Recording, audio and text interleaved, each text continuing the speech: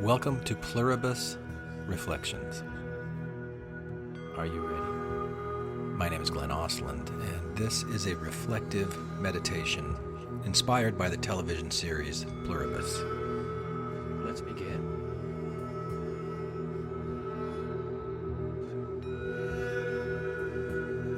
You may begin to notice how the sound of words as you sit here can sometimes be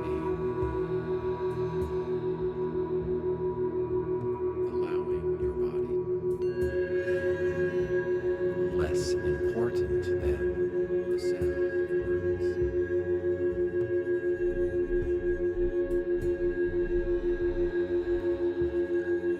The spaces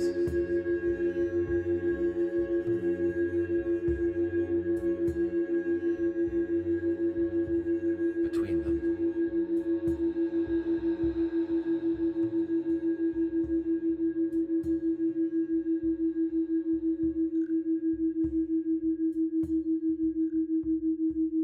In the background, you'll hear binaural audio.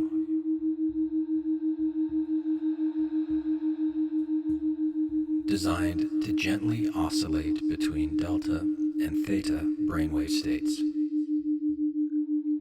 1,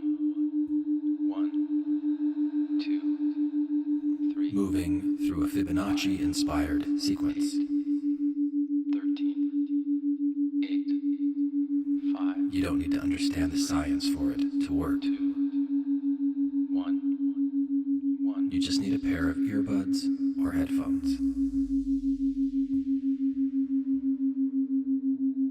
Let the sound be present, and notice what it invites in your body and mind.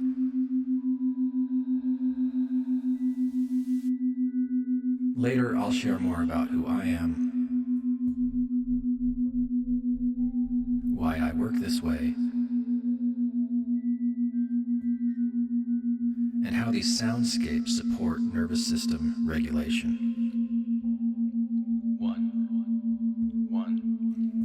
2. For now, 3, 5, 8, 13. Let's simply begin by reflecting on Pluribus. 5, 3, 2, 1. A story that asks unsettling and beautiful questions.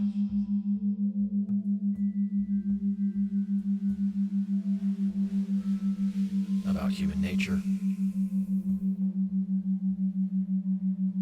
cooperation. You don't need to focus. And what it might mean.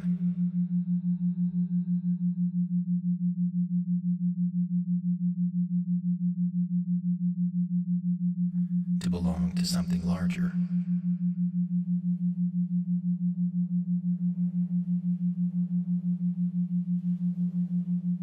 Than ourselves. 1. In the opening episode of Pluribus,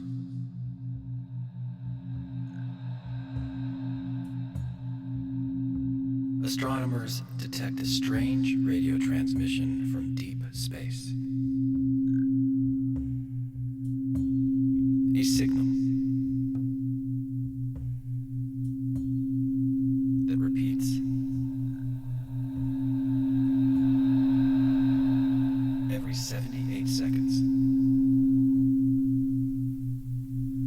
comprised of pulses across 4 distinct channels. At first, they liken it to Morse code, split into 4 lines, but soon realize it's something far more biological. In fact, the scientists eventually decode this 78-second looping signal as a recipe encoded in 4 values, which correspond to the 4 chemical letters of RNA.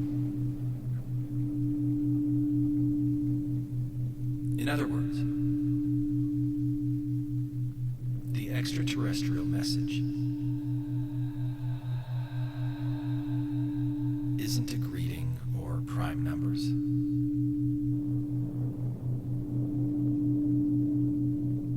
It's genetic code, too.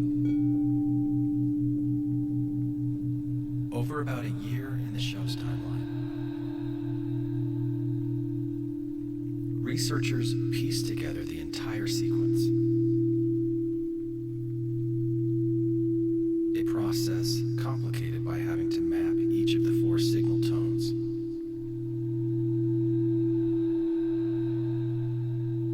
To the correct chemical base. And confirm that it spells out a specific viral RNA genome. The key giveaway is the presence of uracil, U, as one of the 4 bases in the code. Uracil is unique to RNA, replacing the thymine T found in DNA. By identifying guanine, G, cytosine, C, adenine, A, and uracil, U. In the transmission, the characters in Pluribus conclusively determine the message is an RNA sequence, not a DNA sequence.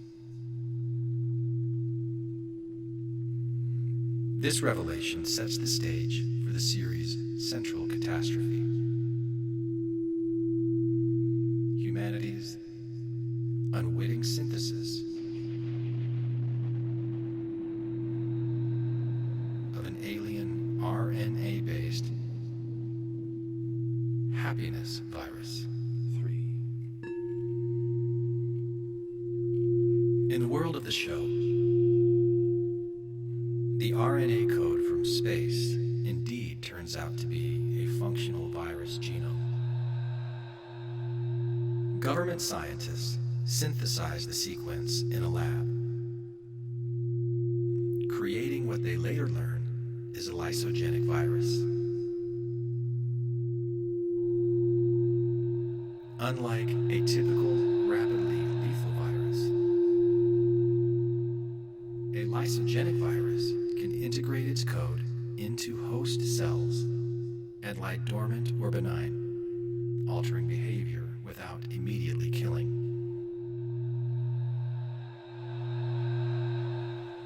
And that's exactly what happens. Upon an accidental lab exposure, the virus spread globally.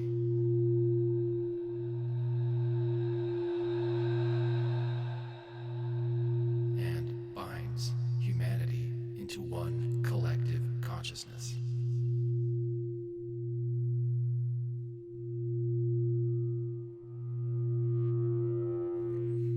Every infected person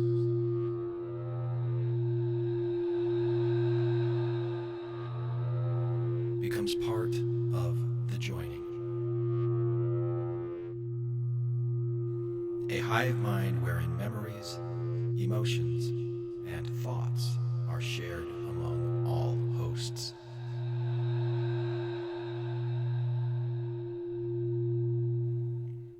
This hive mind calls its members the others, and they experience a state of euphoric peace and unity.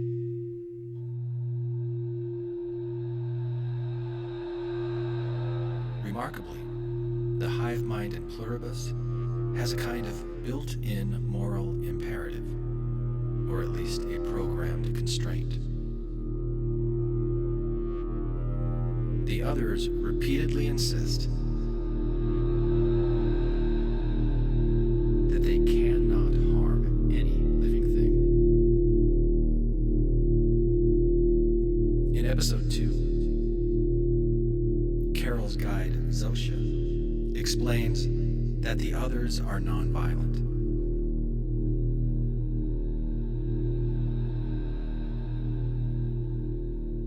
They will not and cannot kill or physically injure humans, animals, even plants. 5. This stricture is taken so seriously that, as the show later reveals, the collective has resorted to consuming lab-grown food and recycling protein from already dead bodies rather than slaughter animals for meat. The others also seem incapable of lying or deception. A point illustrated when Carol tries to get a straight answer about reversing the joining. Zosha, and by extension the entire hive mind, simply refuses to answer rather than tell a falsehood, implying the collective cannot lie either.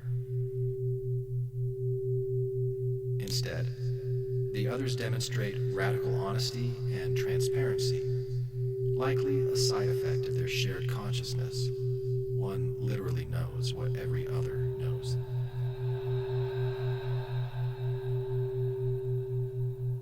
This means the transformed humans in Pluribus live by something akin to an absolute ethical code. Preserve life. Speak truth. And promote collective happiness.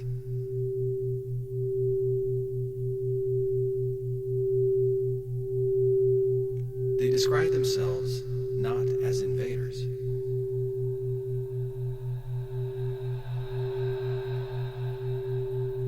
but as beneficiaries of extraterrestrial technology,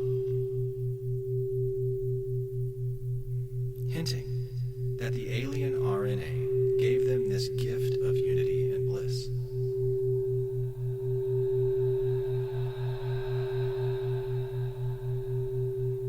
Indeed, the hive mind is joyful and permanently happy with its unified existence. It feels no grief for the loss of individual identity. And in fact seeks to bring the remaining unassimilated humans, only 13 worldwide, Carol included, into the fold so that everyone can share in the contentment.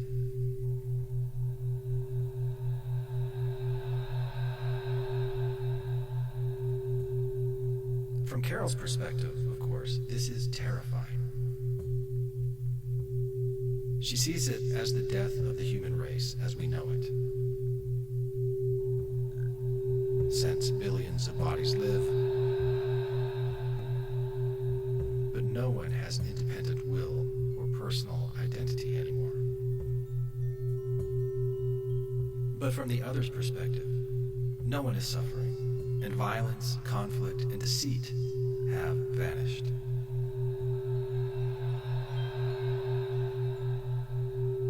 The show underscores this contrast by showing Carol's anguish and anger versus the other's beatific calm.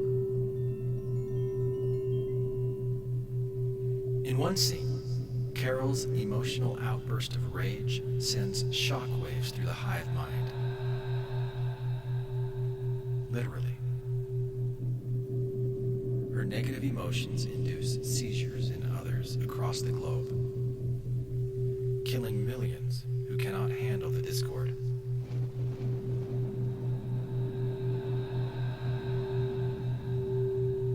This reveals a critical vulnerability in the collective.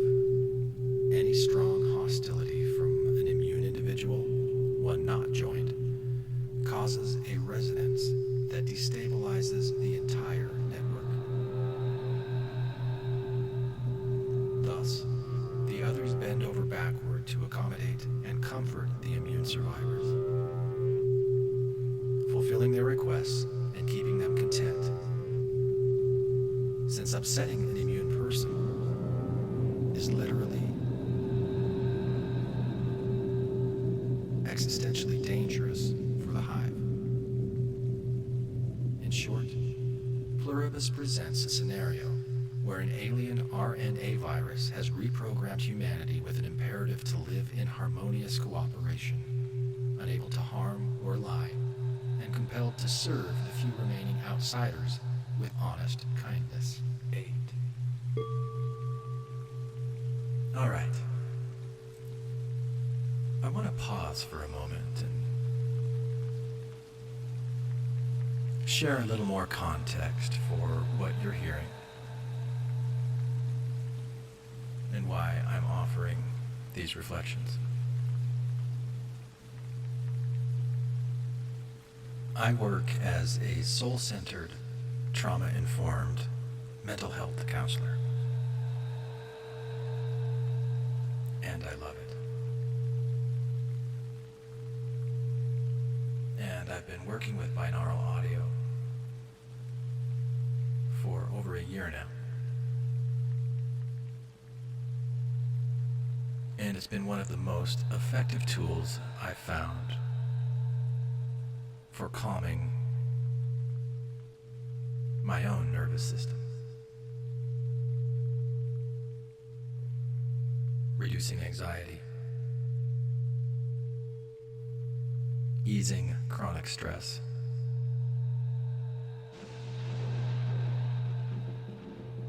and creating more mental clarity and emotional flexibility.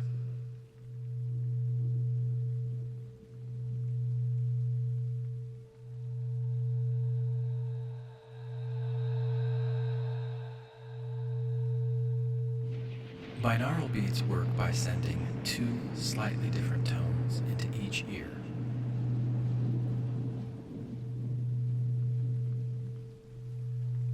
Your brain doesn't hear those tones separately. It responds to the difference between them.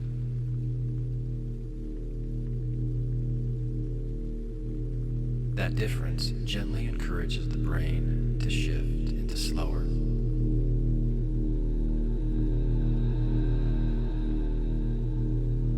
more regulated states like theta and delta.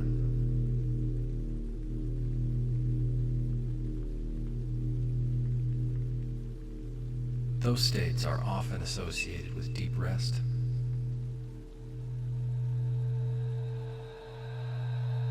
emotional processing,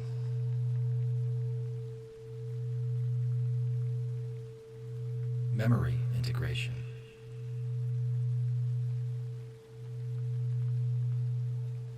and nervous system repair.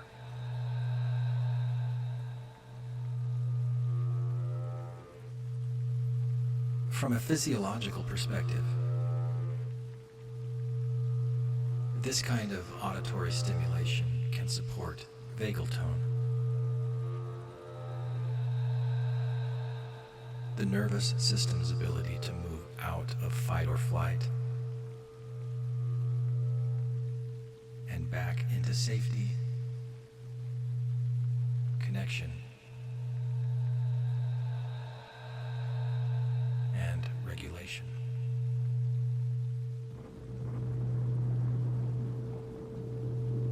When the body has been living in chronic stimulation, elevated cortisol,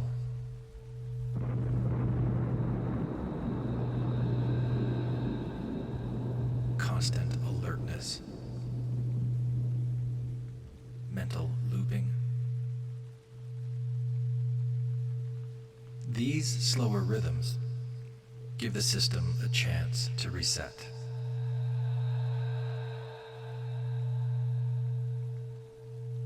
Not by force, but by invitation.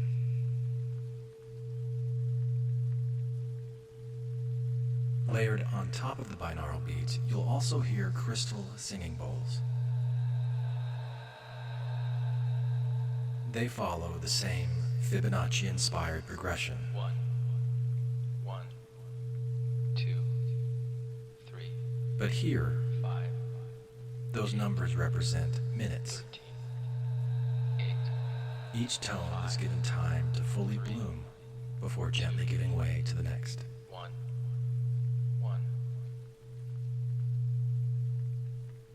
There's intention behind the way this entire soundscape is designed.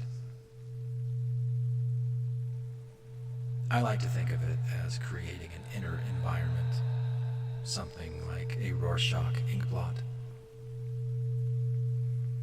where there's no single meaning you're supposed to find. Instead, your nervous system can soften, and whatever thoughts, images, or insights arise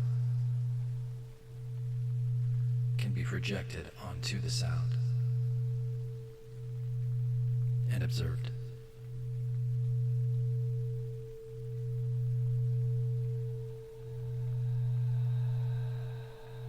Sometimes I think of it as floating in a kind of Bacta tank of sound for any Star Wars fans out there, where the system can rest, repair, and reorganize itself without needing to do anything at all.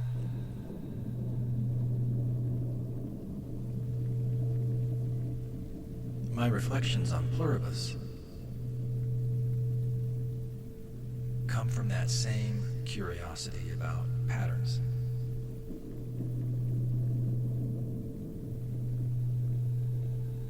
I have a background in folklore and mythology,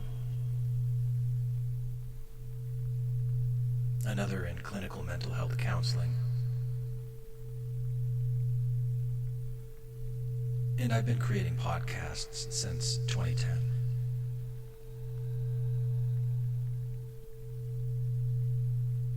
When I watch this show, I don't experience it simply as a story about invasion or threat. I experience it as Vince Gilligan doing something he's done before. What this time you might call breaking good. Taking something that looks frightening on the surface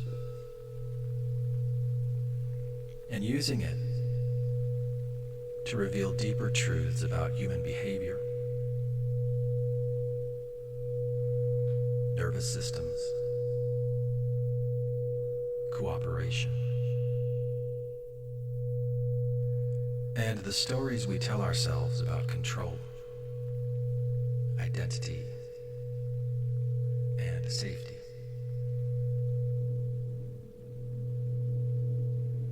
These reflections are not meant to tell you what to think. They're an invitation to notice what resonates, what resists, and what feels alive for you, while the sound continues to do its quiet work underneath. And now, back to the reflections. 13. So now that we've established that the alien signal in Pluribus encodes an RNA sequence, not just some abstract pattern,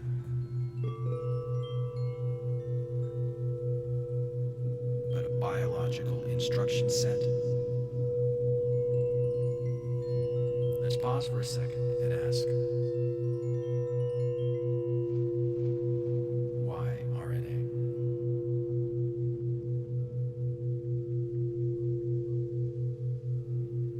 Why would an advanced civilization send a message not in math, music, or prime numbers, but in RNA?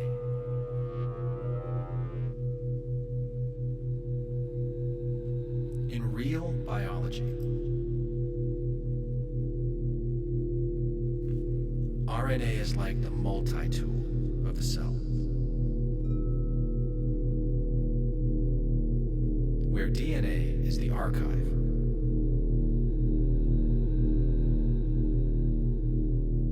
The long-term storage of who you are. RNA is the worker. It's the one carrying out instructions, making sure proteins are built, genes are activated, and cells are doing what they're supposed to do.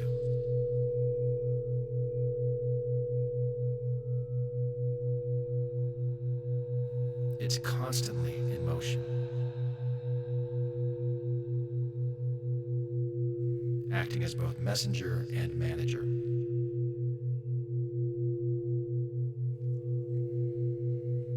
But there's something even more profound. Many scientists believe that RNA came first, before DNA or proteins.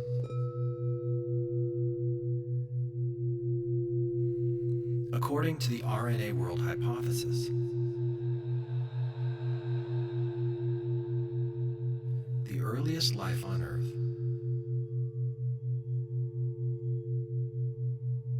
may have started with self-copying RNA molecules.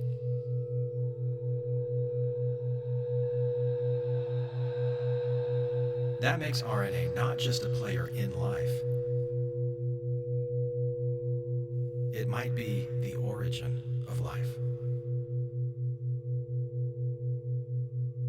Which makes it the perfect choice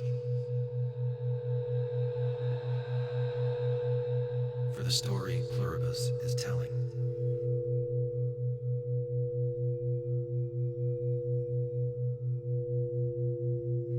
In the show, the message isn't just technical.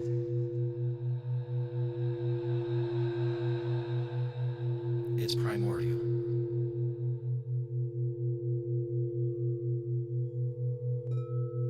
It's reaching back into the deepest biological language of Earth.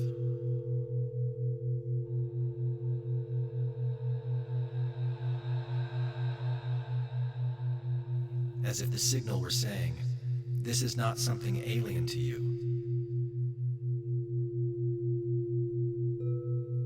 This is your own code, your own history.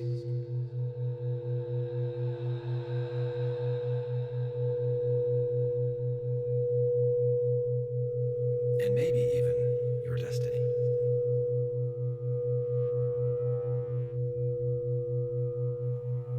Plus, from a practical standpoint,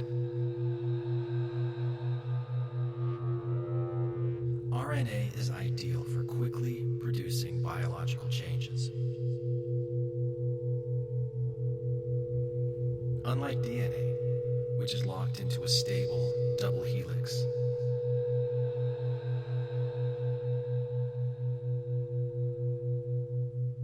RNA is flexible. It's a single strand. It folds easily, like an origami paper crane.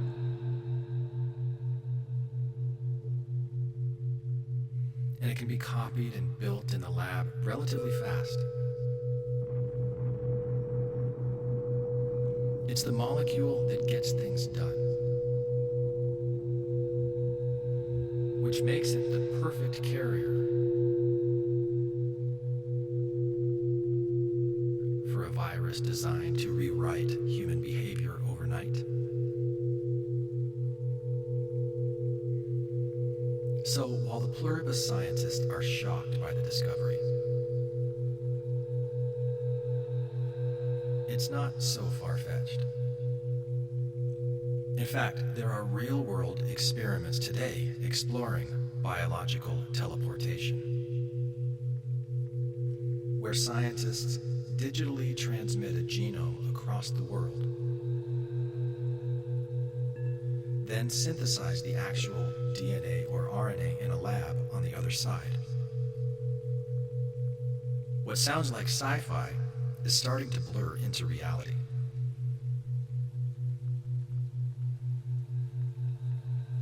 The use of RNA in Pluribus, then,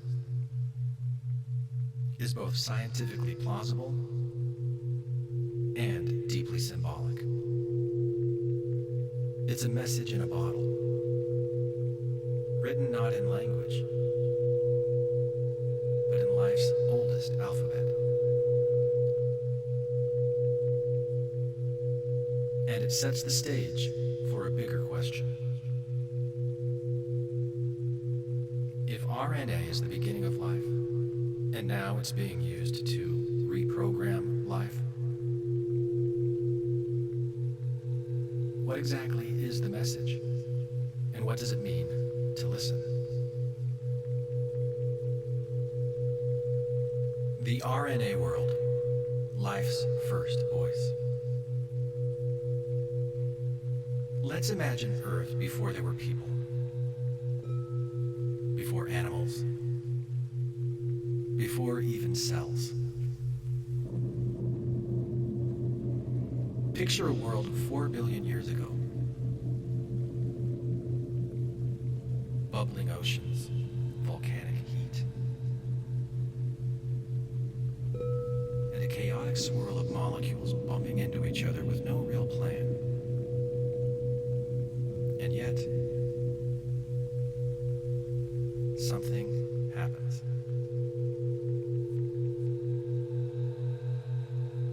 Out of that chaos, a molecule forms that can do something incredible.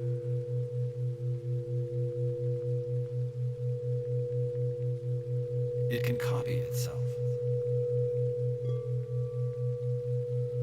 That molecule, scientists believe, may have been RNA. This idea is known as the RNA world hypothesis. And it's one of the leading theories about how life began. The thinking goes like this. Before DNA or proteins existed, RNA was the original multitasker. It could store instructions, just like DNA does. But it could also get things done. Some RNA molecules can twist into shapes that act like tools, speeding up chemical reactions like enzymes do. These special RNAs are called ribozymes. That's a big deal. It means RNA didn't need any help to get started. It could carry the code and do the work. Even today, we carry echoes of that ancient time. Inside of every one of your cells is a structure called the ribosome, the machine that builds all the proteins in your body. And at the heart of it, RNA, not protein. That's like finding an old rotary dial in the middle of a smartphone.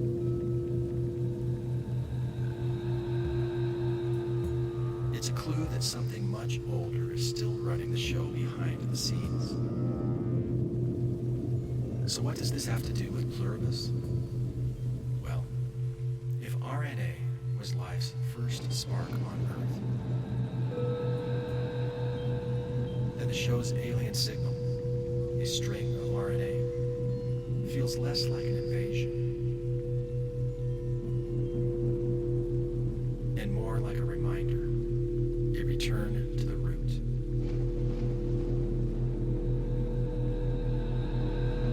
But here's where it gets even more interesting.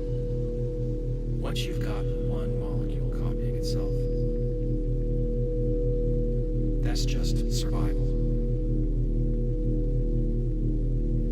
But once you've got many molecules, some better at copying, some better at helping, cooperation enters the picture. And that may have been the real beginnings of life as we know it.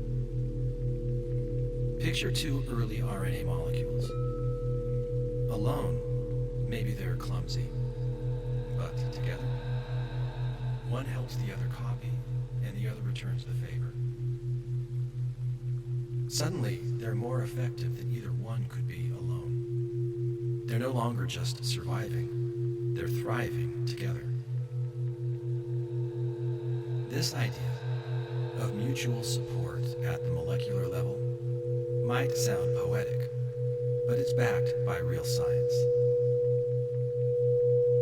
Nobel Prize-winning biophysicist Manfred Eigen even proposed the concept of hypercycles, groups of molecules that form networks to help each other replicate more efficiently. It's basically early life as a co-op. That's why many researchers now believe that the first major leap in evolution wasn't about one molecule outcompeting the rest. It was about molecules learning to join forces. And if that sounds familiar, it's because it mirrors what Pluribus shows us through the others. Life finds a way to become more than the sum of its parts, not by fighting, but by joining.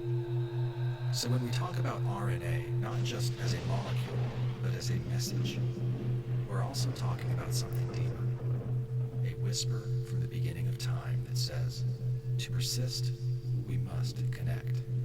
8. RNA today, the unsung conductor of life's orchestra.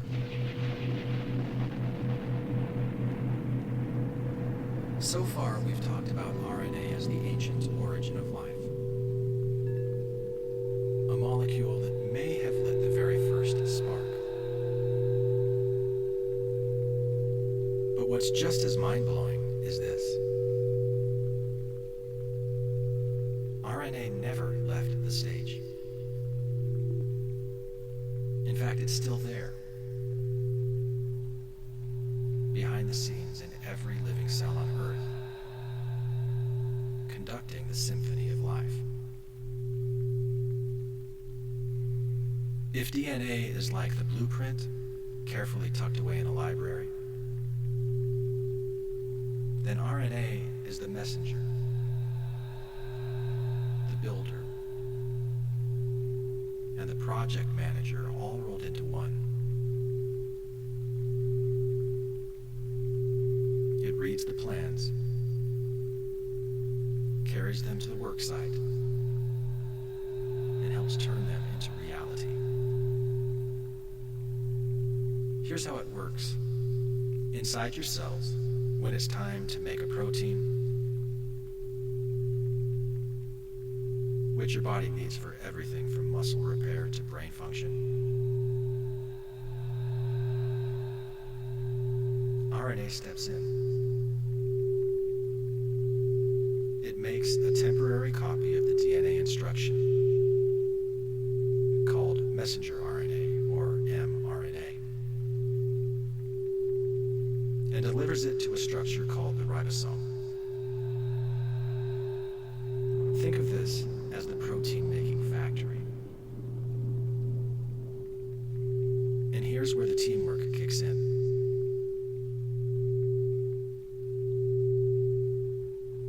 Different types of RNA start working together.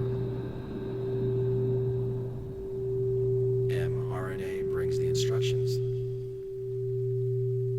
tRNA brings the raw materials, amino acids. rRNA, part of the ribosome itself, does the actual chemistry to link those building blocks together. Even though proteins do most of the heavy lifting in your body, it's RNA that builds them. That means every time your body repairs a muscle, digests food, or grows a hair, RNA is there making it happen. It's not just delivering messages, it's calling the shots. Coordinating complex action like a conductor leading an orchestra. And RNA doesn't stop at making proteins. It's also a regulator. Fine-tuning when and how genes are turned on or off. There are tiny RNAs that act like volume knobs, others that help fold or modify other RNAs, and even some that act like sensors, turning off a gene if certain molecules are present.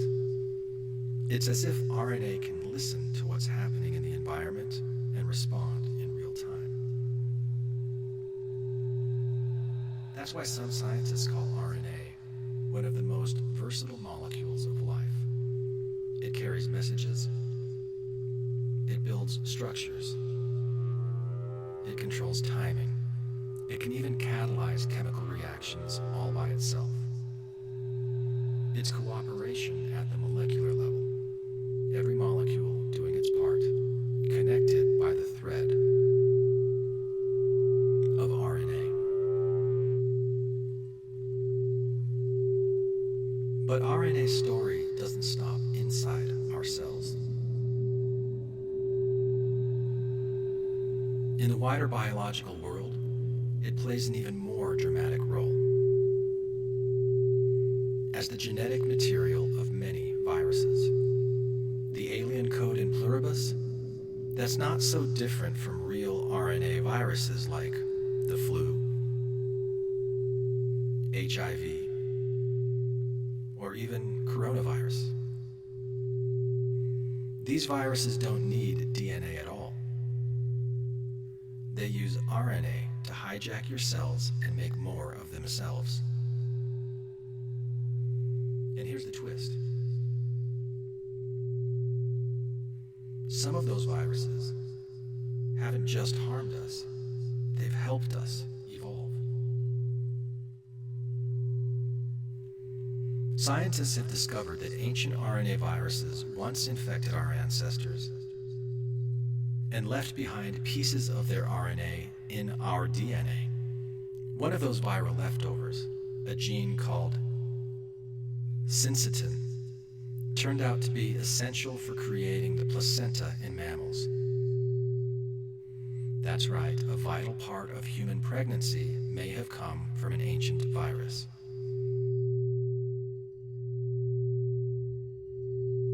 What was once an invader became a key player in human development. In fact, about 8% of our entire genome is made of old viral fragments. Some are dormant, but others might still help regulate our genes today. So when you step back and look at the big picture, RNA isn't just a molecule doing one job. It's a link, connecting genes, coordinating life inside the cell, and even weaving in the genetic influence of other organisms, including viruses, across evolutionary time.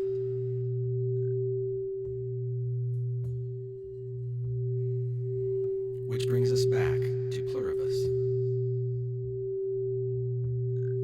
In the show, the RNA signal doesn't just change individuals, it rewrites the entire species into something cooperative, peaceful, and unified. And while that's a dramatic leap, the symbolism tracks. In the real world, RNA has always been about connection. It connects DNA to protein, one gene to another, and one species to the next. It's the language that lets life work together at every level. If DNA is the vault of life's secrets, RNA is the voice that calls them into being. And maybe, just maybe, it's whispering the same message it's carried since the beginning. We survive by joining, by sharing, by becoming more together than we are alone. 5.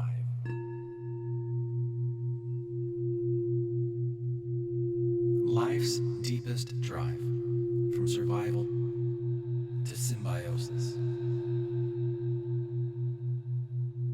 So now we come to the heart of the question.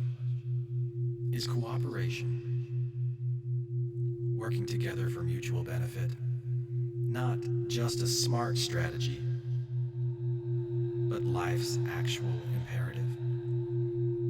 If we follow both the science and the story of Pluribus, the answer seems to be yes.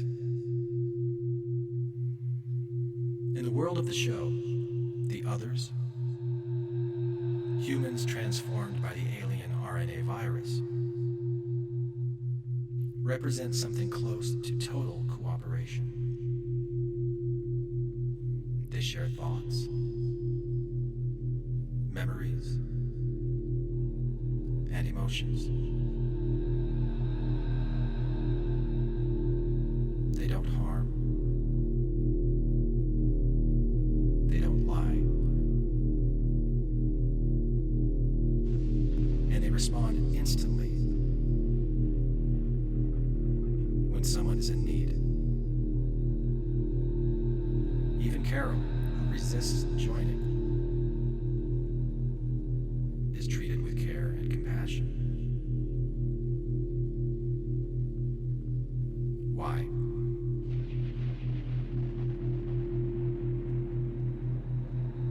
Because in the hive mind, she is still part of them. Her pain is their pain. It's a vision of radical unity. Each person acting not for themselves alone, but as an expression of the whole. Now, of course, in the show, this comes at a cost. Individuality is erased. And that's what Carol, and maybe we as viewers, are most afraid of. Losing ourselves completely. But the story also echoes a deeper idea. That evolution doesn't just reward competition. It also rewards connection. And this isn't just science fiction. It's biology. While Darwin's name is often linked with survival of the fittest, the truth is more layered. Yes, competition exists. Animals compete for food, space, and mates. But what's equally true is that life advances through cooperation.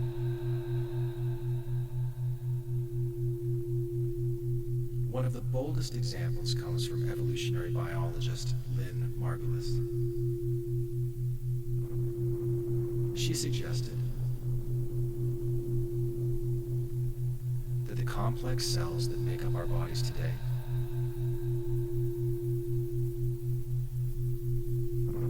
cells with nuclei,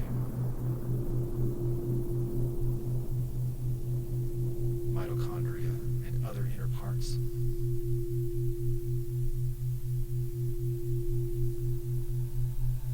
actually formed when different species of single-celled organisms joined together. Literally. One cell swallowed another, but instead of digesting it, they formed a partnership. The engulfed cell became the mitochondria, the cell's energy center. In plants, it happened again. Another partnership gave rise to chloroplasts, the part that captures sunlight. These weren't takeovers. They were mergers. Symbiosis. 3. That's how complexity emerged. Not through conquest alone,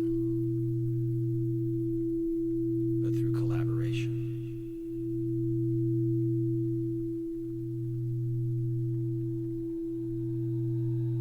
And this idea scales all the way up.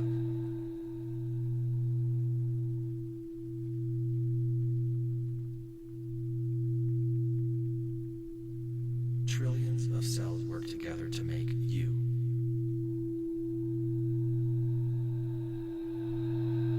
Bees pollinate flowers, and flowers feed the bees.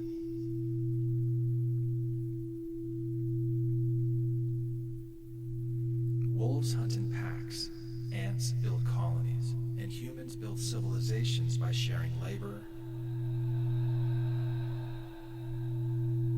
knowledge, and care.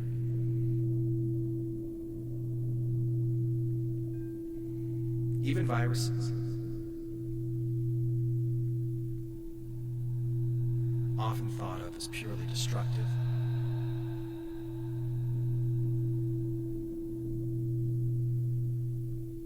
can shift into cooperative roles over time.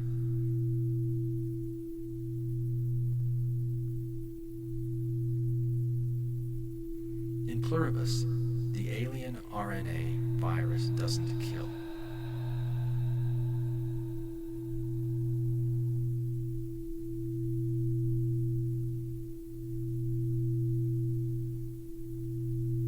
It integrates. It upgrades.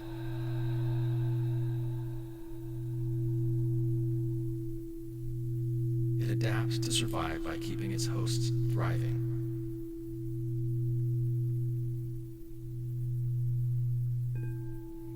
In a strange way, it behaves like some real viruses do.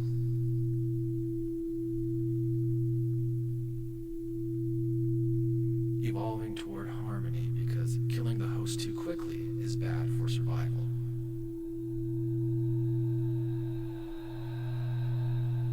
The show pushes that idea to an extreme.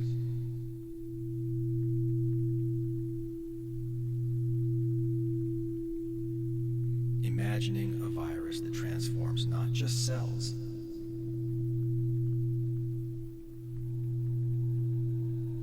but consciousness.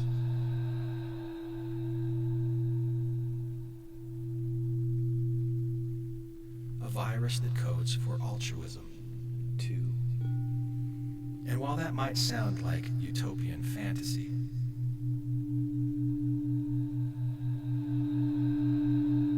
nature actually shows us glimpses of this logic.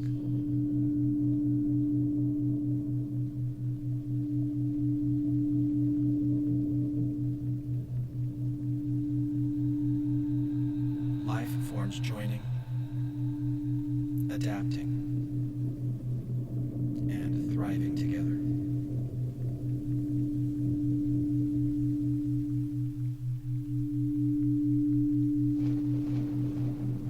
Cooperation often arises because it works. It's a win-win.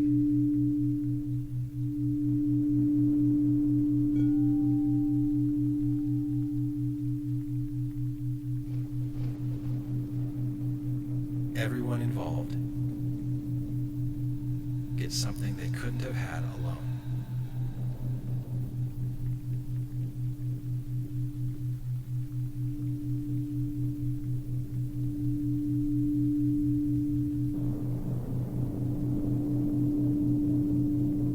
You might remember the phrase, out of many, one.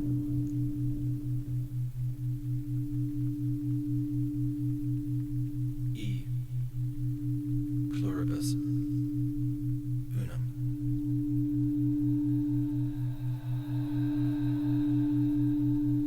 It's not just the motto behind the title Pluribus. It's the story of evolution itself. One, every major step forward in life's history came from parts coming together to form a new whole. Molecules into cells, cells into organisms, organisms into communities, and now, possibly, consciousness into collectives.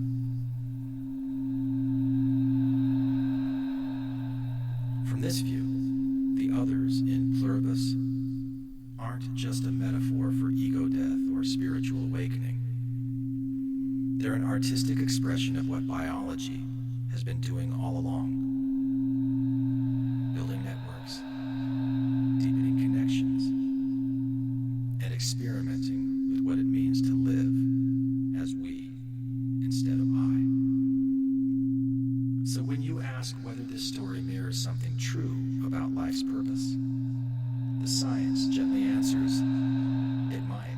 1. Because while competition can fuel survival,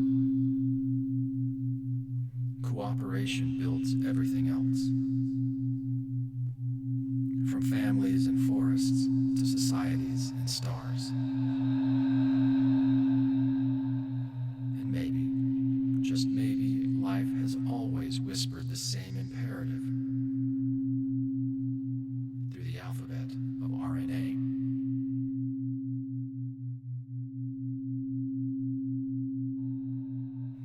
Join. Share. Evolve.